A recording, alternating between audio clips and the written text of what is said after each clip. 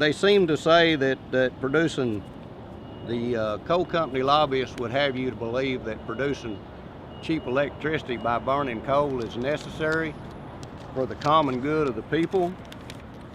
My question of the day is, if something is being done for the common good of the people, if it is killing good common people in the process, is it still considered good? We came here for a meeting with Cass Sunstein to try to put a human face on the regulatory process. We wanted to tell our stories, tell what's happening in our communities to the people that are making the decision process. We're here trying to tell them about some problems that we have, some real life personal problems. Well, what brings me to Washington is this stuff. What's that? This is coal combustion waste, or coal ash. Right now there are no regulations, federal regulations, that govern the disposal of the combustion waste from coal. And it blows back up in the air and it makes you cough. They call it Meigs County grit. It gets all over everything. It gets all over your cars, your windowsills. You're always scrubbing your windowsills trying to get the black coal dust off. Every day when you go into the coffee shop, somebody says, "Do you hear about old so-and-so?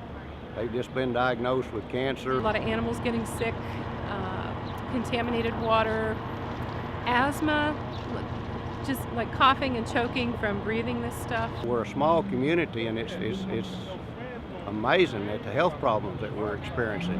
In this generation, we're seeing our life expectancy shorten. It's kind of like connecting the dots. We're surrounded by 4 coal-fired power plants. We have 4 in an 11.5-mile radius. Harvard University said we have the shortest life expectancy in the state. But frankly, we talk about clean coal and cheap coal.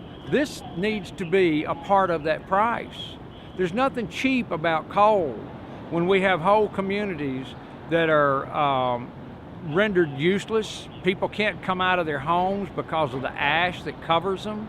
They can't eat the vegetables they grew because of the potential toxins that are there.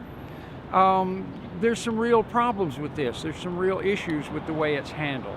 That they want to build 5 more power plants. We could potentially have 9 coal-fired power plants in an 11.5-mile radius. That's a lot of coal ash. Mr. Sunstein didn't make the meeting. Some of his staff were there. And I understand that maybe there was a couple of members of the EPA by phone patch on the meeting. They weren't even actually present. It sounded like when we asked a question, it took them a long time to respond. We thought maybe they fell asleep. I was very disappointed that Sunstein himself was not in the meeting. We were given just a very few minutes to tell these stories. There were a few questions asked. It was a dog and pony show for us just to feel better when we left. To tell you the truth, it was kind of what I always visualized Washington, D.C. as being like. It was a very cordial meeting that will, in all likelihood, produce very little results. It's like Washington is 1 square mile surrounded by a world of real people. This is coal ash from a bag that I tried to leave with the OMB and the EPA, and they left it on the table. Apparently they did not want this valuable product that I picked up from the end of my driveway any more than I did. If you're going to an economically depressed area and killing people with this coal combustion waste just to feed the big cities with cheap electricity, this is not right. This is not social justice. There's nothing right about that process.